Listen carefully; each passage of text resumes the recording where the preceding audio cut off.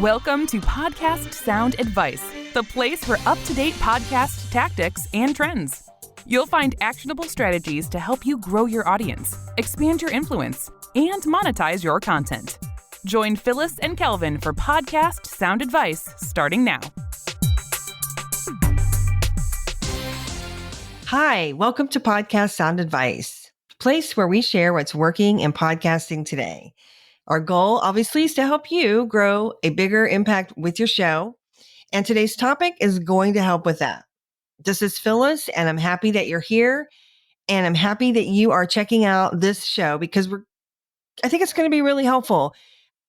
Growing a show is something that we get asked about all the time. Everybody obviously wants to grow their impact. They want to grow the number of people they're reaching, the number of downloads, the whole thing. So like a lot of things in the content world, there's not one single answer, but growth happens when you do a few things well and consistently. So we developed what we call a ROI or ROI formula.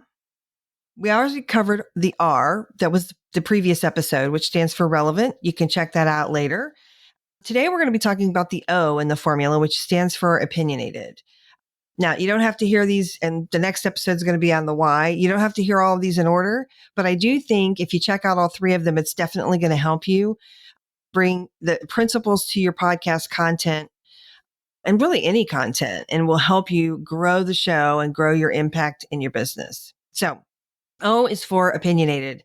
And, I shared some of this information with a couple of clients, and I found out that the word opinionated for some people has a little bit of a negative vibe. So for the purposes of this conversation today, I would like for you and I to just agree.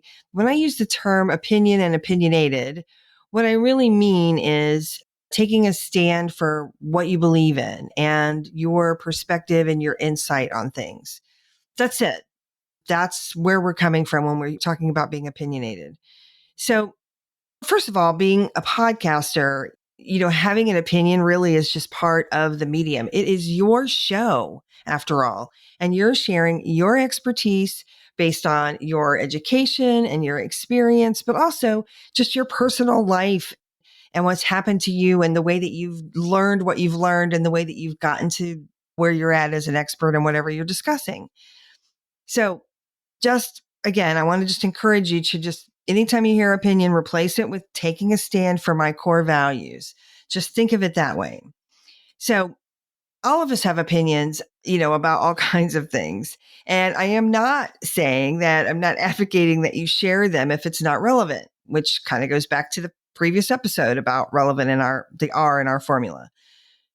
So, we have opinions about everything under the sun, right? And you might think cats are better than dogs, or people that have pineapple on their pizza are doing life wrong. Whatever. Unless those kinds of things are relevant to your show and your audience, then there's obviously no need to share those kinds of opinions. And I know that you understand this. But I also want you to know that taking a stand makes you attractive. It really makes you attractive to the people who share your values, or at a minimum, share an interest in learning more about your take on whatever your core topic is and your area of expertise. And yeah, you know what? It might also turn some people off, and that's okay too. They were never really going to be your fan if they don't share that same sort of maybe core value. And somewhere along the line, they would have realized that your take just didn't match up with them. And that's okay. It's really okay to let people know that kind of thing up front.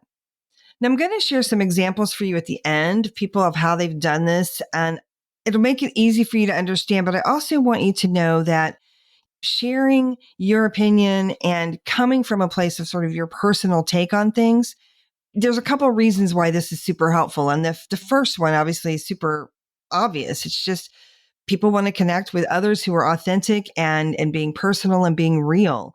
Nobody wants to listen to what sounds like a newscast that somebody else wrote and you're just delivering. So, we want you to let yourself show through your personal energy and passion for your topic. It's really how we create personal connections with the audience. And it's also how we foster a sense of trust and relatability.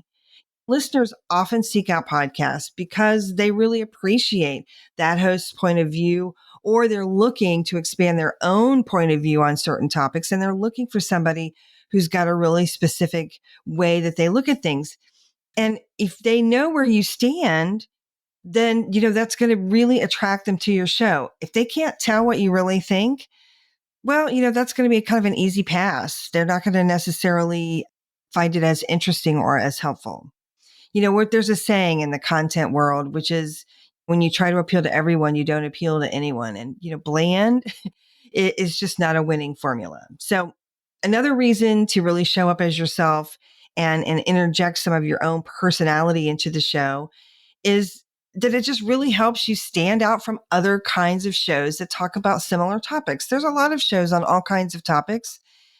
But when you take a stand or you present a strong viewpoint, and again, coming from a place of, this is my core value, this is something I believe in, you're going to attract people who are interested in engaging with that particular perspective. That goes back again to developing a loyal and dedicated listener base. People seek out content that aligns with their own opinions and values.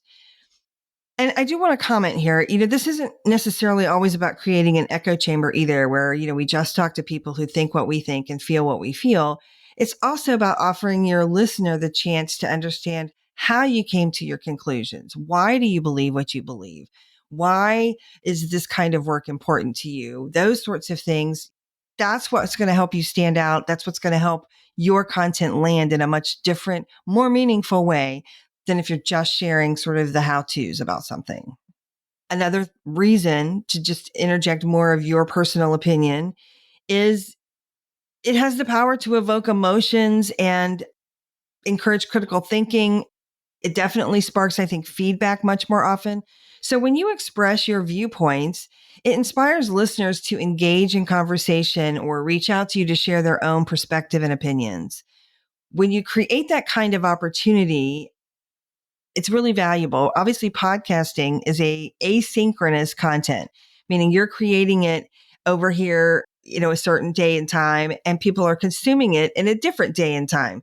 So when you're sharing some of those things and really providing the opportunity for feedback and a flow of content back and forth and information back and forth, it's definitely going to help your show stand out and help your show grow. Now, I do want to say, I don't think it's a good idea as a rule to spark controversy for clicks or follows or downloads or what have you.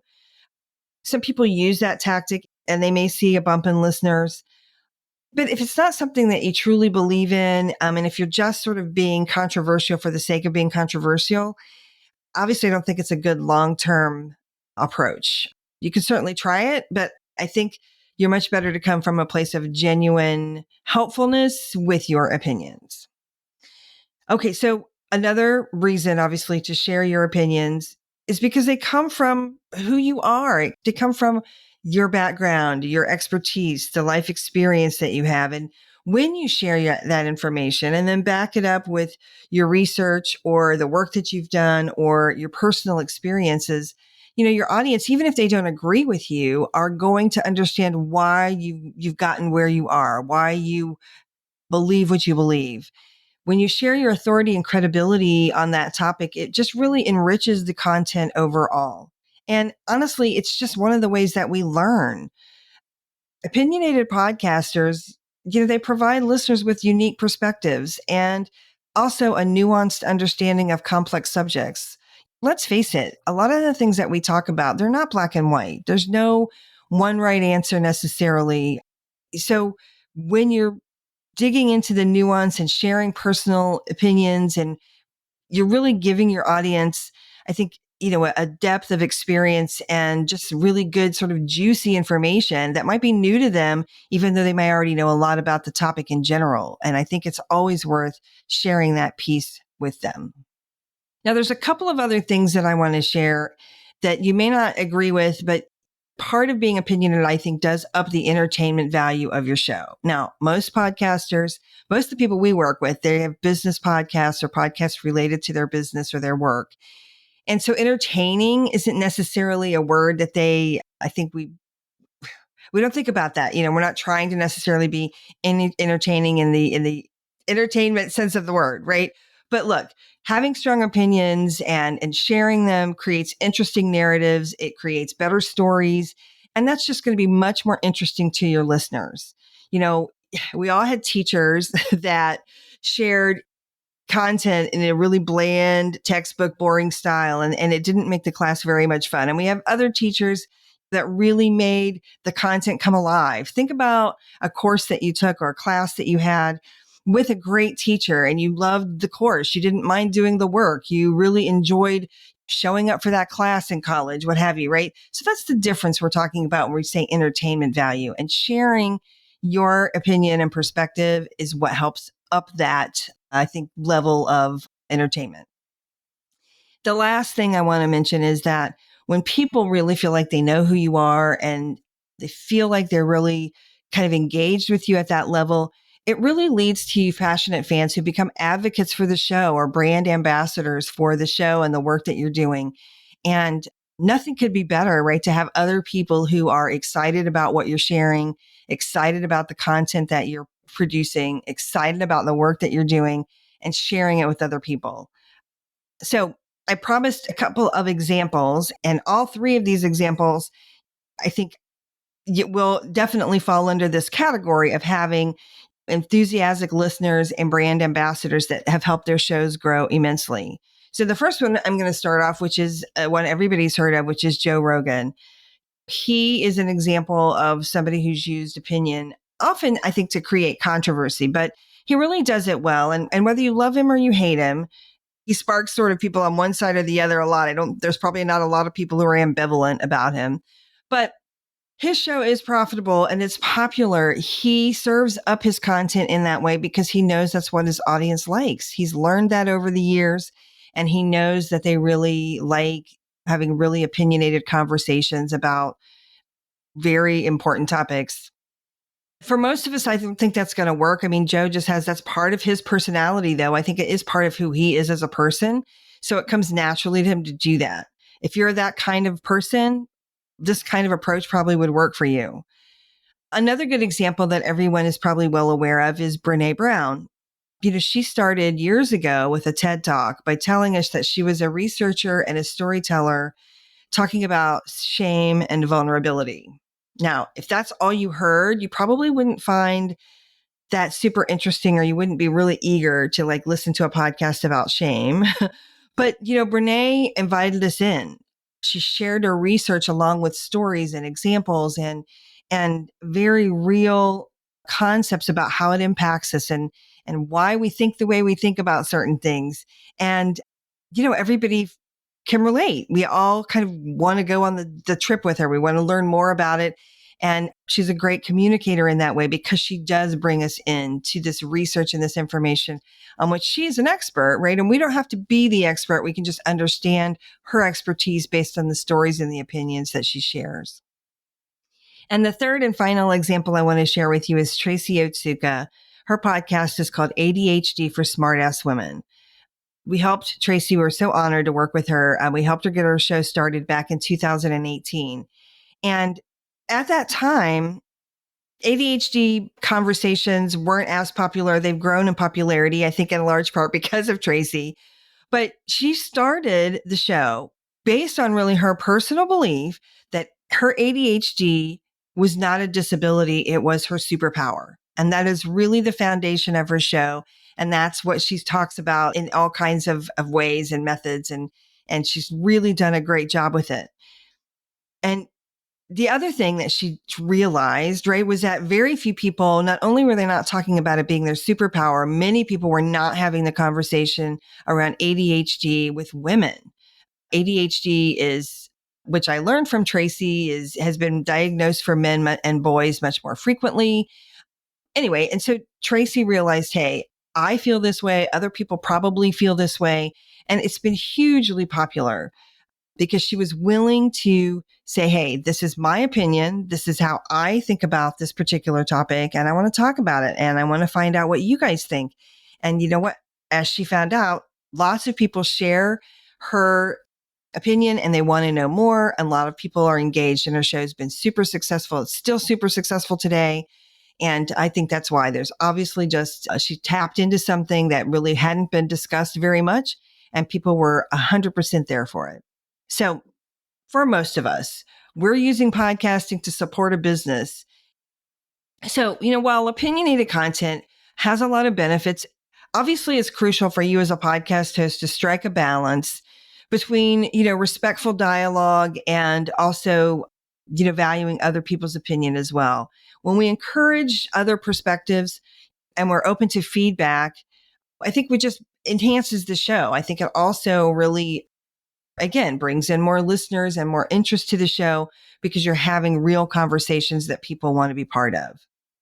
I think there's also something to be said for the fact that, you're not dumbing down content, or you're not sharing the most bland or vanilla version of your show or of the information that you're sharing, or whatever your core topic is, right? There's plenty of people that do that. Like, there's plenty of ways to, to find podcasts and blog posts and white papers that can give you sort of a unemotional blow by blow on certain topics. And sometimes maybe that's what you need, but I think your listeners don't want that. They really want your take on things, and they really want have it done in a really interesting way. So encourage you, if you haven't been interjecting your opinion, if you haven't been sharing like, hey, this is where we stand, this is why we believe what we believe, this is how we work.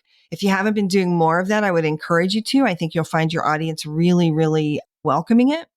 And that's it. So that's the second part of the formula, of the ROY or ROY formula, relevant being the previous one, opinionated. And the next one, the final one, is Y, which stands for YOU, which is going to be following this. So I hope you'll take a listen. If you have any questions, you can always reach us at podcast@soundadvicestrategies.com. Shoot us an email. Let us know what you think. That's our wrap for this episode. We hope you found today's sound advice helpful. Let us know what you think by leaving us a review. You can get more resources at podcastsoundadvice.com. Until next time.